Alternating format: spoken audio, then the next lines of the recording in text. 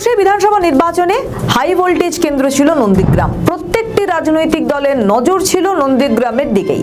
মুখোমুখি লড়াই হয়েছিল তৃণমূলের শীর্ষ নেতৃত্ব মমতা বন্দ্যোপাধ্যায় বনাম শুভেন্দু অধিকারীর।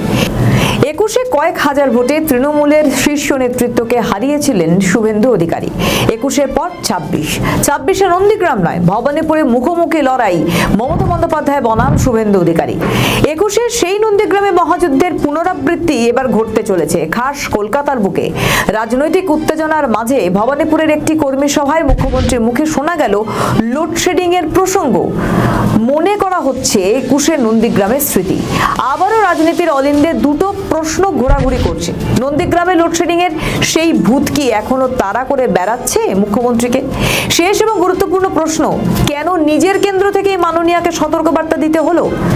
ভবানীপুরের অহিন্দ্র মঞ্চে স্থানীয় তৃণমূল কর্মী ও সমর্থকদের নিয়ে একটি গুরুত্বপূর্ণ কর্মী সভা করেন মুখ্যমন্ত্রী মমতা বন্দ্যোপাধ্যায়। সেই কর্মী সভা থেকেই দলীয় কর্মীদের প্রতি তার কড়া বার্তা ছিল, ভোট শেষ হলেই আপনারা বাড়ি চলে যাবেন না, লোডশেডিং করে দিতে পারে।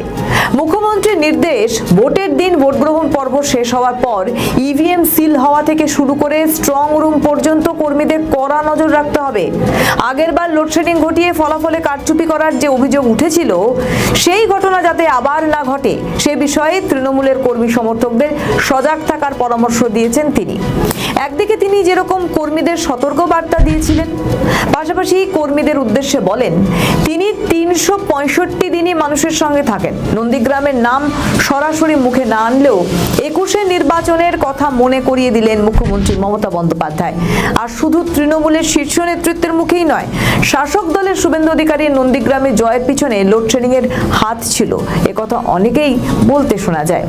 2021 সাল 2রা মে ভোটের ফলাফলের দিন। 2021 সালে শুভেন্দুর বিপরীতে নন্দীগ্রামে প্রার্থী হয়েছিলেন মমতা।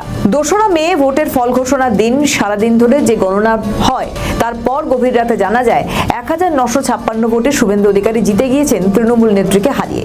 মমতা বন্দ্যোপাধ্যায় অভিযোগ করেন পরিকল্পিতভাবে অন্ধকার করে দিয়ে ভোটের ফলে কারচুপি করা হয়। তারপর থেকেই বিরোধী দলনেতার জয়ের পর থেকেই বিদ্যুৎ বিভ্রাট বা লোডশেডিং এর কারণ সামনে আনে তৃণমূল কংগ্রেস।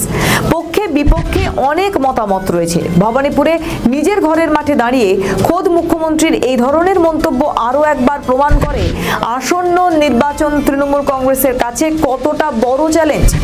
21-এর মাননীয়া নন্দীগ্রামের সেই হারের ক্ষত 26-এও ভাবাচ্ছে এবং বিরোধীদের কোনো রকম ছেড়ে যে দেবেন না, সেটা মুখ্যমন্ত্রীর হাই অ্যালার্ট বার্তা থেকেই স্পষ্ট। আমাদের ভিডিও ভালো লাগলে লাইক ও শেয়ার করুন, কমেন্ট সেকশনে আপনাদের মতামত জানান। আরও ভিডিও পেতে আমাদের চ্যানেলটিকে সাবস্ক্রাইব করুন এবং প্রতি মুহূর্তে খবরের আপডেট পেতে প্রেস করুন বেল আইকন।